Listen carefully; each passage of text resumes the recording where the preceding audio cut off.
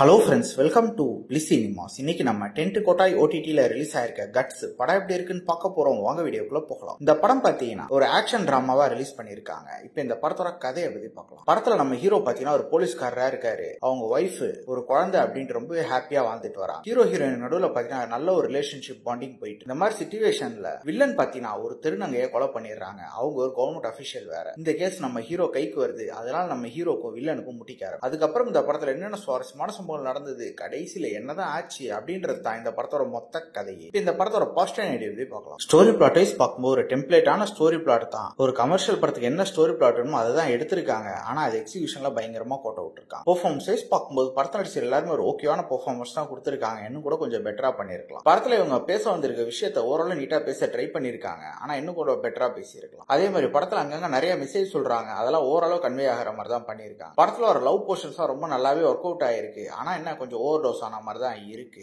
அதே மாதிரி பாத்தீங்கன்னா ட்விஸ்ட் அண்ட் டர்ன்ஸ்லாம் ரொம்பவே பிரெடிக்டபிளா இருக்கு. டெக்னிக்கல் ஆஸ்பெக்ட்ல படம் ஓரளவு ஓகேவா இருக்கு. சினிமாட்டோகிராஃபி நல்லாவே பண்ணி கொடுத்திருந்தாங்க. சவுண்ட் எஃபெக்ட்ஸ் பிஜிஎம்லாம் பரவாயில்லாம இருந்தது. ஸ்கிரீன் பிளேஸ் பாத்தீங்கன்னா நான் ஆல்ரெடி சொன்ன மாதிரி ஒரு டெம்ப்ளேட்டான ஸ்கிரீன் பிளே தான் இது எடுத்திருக்காங்க. எதனா கொஞ்சம் வித்தியாசமா பண்ணினா நல்லாவே இருந்திருக்கும். அதனாலேயே நமக்கு பெருசா சுவாரஸ்யம் இல்ல. படம் பார்க்கும்போது எல்லா சினிமே கிட்டத்தட்ட பிரெடிக்டபிளா தான் இருந்தது. ஓவராலா பாத்தீங்கன்னா இது ஒரு பிலாவரேஜான படம் தான். வேணும்னா ட்ரை பண்ணி பாருங்க. இன்னொரு வீடியோல சந்திக்கலாம்.